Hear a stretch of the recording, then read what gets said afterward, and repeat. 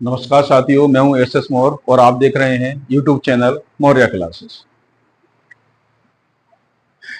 हम देख रहे हैं भारत का इतिहास। आज का हमारा टॉपिक है बिंदुसार, जो कि मौर्य वंश है। इससे पहले चंद्रगुप्त मौर्य को हम पिछले वीडियो में पढ़ चुके हैं और आज हम पढ़ने जा रहे हैं बिंदुसार। चलिए आइए स्टार्ट करते हैं। बिंदुसार बिंदुसार चंद्रगुप्त मौर्य और दुर्धरा का पुत्र था। जी हाँ, चंद्रगुप्त मौर्य की पत्नी दुर्धरा इससे उत्पन्न था। इसका कार्यकाल है 298 से 273 ईसा पूर्व। इसके बारे में कुछ बातें हैं जो बहुत कम जानकारी मिलती हैं। मैं आपको बता देता हूं, आपको बहुत कम ये देखने को मिलेगा वीडियो में कि ऐसी सारी जानकारियां। इसका नाम, जी हां, इसका नाम बिंदुसार कैसे पड़ा? तो जब इसका जन्म हुआ तब इसके मस्तक पर एक बिंदु था। जी हां, मस्तक पर बिंदु होने के कारण इसका नाम बिंदुसार पड़ा। दूसरी, सीजेरियन। यह शासक कैसा था? सीजेरियन, यानी कि इसका जन्म ऑपरेशन द्वारा हुआ था, सीजर द्वारा हुआ था, इसीलिए इसे सीजेरियन शासक कहते हैं। यानी कि इतनी साल पीछे ईसा पूर्व में यह घटना एक आश्चर्यजनक घटना है कि किसी का जन्म ऑपरेशन से हुआ हो। तो ध्यान रखें, बिंदुसार क्यों नाम पड़ा? मस्तक पर बिंदु था और यह कैसा शासक था? सीजेरियन शासक था। आइए आगे चलते हैं। यूनानी लेखक इसे अभित्रोचेटस और वायुपुराण इसे मद्रसार तथा जैन ग्रंथ इसे सिंहसेन कहते हैं। कई बार परीक्षा में आ जाता है कि सिंहसेन किसकी उपाधि है या किसे कहा जाता है, तो यह है बिंदुसार को कहा जाता है। अगला पॉइंट, इसके शासनकाल में तक्षशिला में, जी हां, तक्षशिला में दो विद्रोह हुए थे। पहली बार इस विद्रोह का दमन करने के लिए अशोक को भेजा गया और दूसरी बार सुसीम को। अब ये सुसीम कौन है? तो ये सम्राट अशोक का बड़ा भाई था सुसीम। चलिए आगे।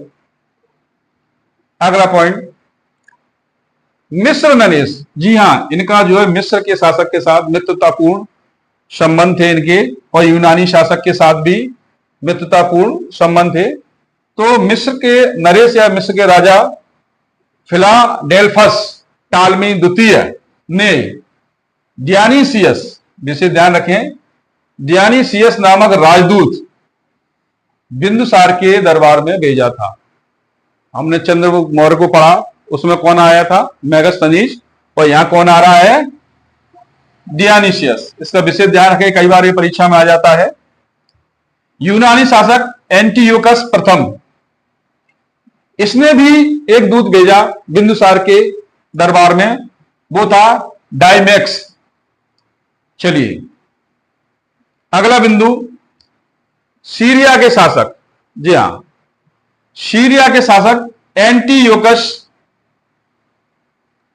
से बिंदुसार ने 3 वस्तुएं मंगवाई थी। एक दार्शनिक, एक मीठी सूखी अंजीर और मीठी शराब। मीठी शराब, सूखी अंजीर और एक दार्शनिक। लेकिन एंटियोकस ने 2 चीजें भेज दी और दार्शनिक उसने नहीं भेजा। चलिए, इसकी जो मंत्रिपरिषद थी, जो सभा थी, वो सबसे बड़ी सभा थी। इसके सदस्यों की संख्या है 500, यानी कि इसकी जो मंत्रिपरिषद थी वो सबसे बड़ी थी। 500 सदस्य थे इसमें, और 500 सदस्यों वाली सभा का जो प्रधान था वो कौन था? खल्लाटक। जी हां, ये खल्लाटक बहुत नाम आता है। चंद्रगुप्त मौर्य के प्रधानमंत्री चाणक्य। जी हां, चाणक्य के बाद जो प्रधानमंत्री का पद है वो खल्लाटक को ही मिला था। चलिए आगे। इसकी मृत्यु 273 ईसा पूर्व में हो जाती है। चलिए अगला पॉइंट, नगर प्रशासन। जी हां, ध्यान रखिए, मौर्यकालीन प्रशासन व्यवस्था और नगर प्रशासन, इन दोनों में अंतर है।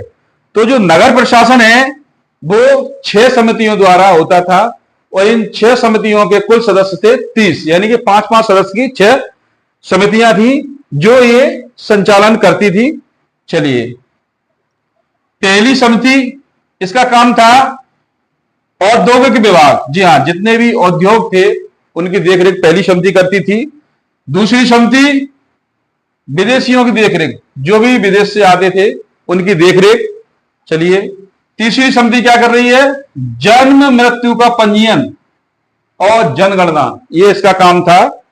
चौथी समिति, इसका काम था व्यापार और वाणिज्य। पांचवी समिति का काम था कालाबाजारी। जी हां, बाजार में कोई कालाबाजारी ना करे। छठवीं समिति का था कार्य बिक्री कर, यानी कि टैक्स वसूल करना। ये 6 समितियां थी और ये नगर का संचालन करती थी। चलिए, ये जो नगर का अधिकारी था ये कई बार परीक्षा में आ गया है, इसका विशेष ध्यान रखें। एस्ट्रोनोमोई, ये कौन था? नगर अधिकारी था एस्ट्रोनोमोई, और ये एग्रोनोमोई के अधीन कार्य करता था। ये दोनों ही कई बार परीक्षा में पूछा जा चुका है, तो ये बहुत ही महत्वपूर्ण है, तो इसका विशेष ध्यान रखें। आज का वीडियो आपको कैसा लगा जरूर बताएं, लाइक करें, शेयर करें, कमेंट करें और चैनल को ज्यादा से ज्यादा सब्सक्राइब करें। प्राथमिक शिक्षक की भर्ती आ चुकी है और उसमें इतिहास पूछा जाएगा, तो इसका विशेष ध्यान रखें। लगातार वीडियो को देखते रहें, इसका लाभ उठाएं। धन्यवाद।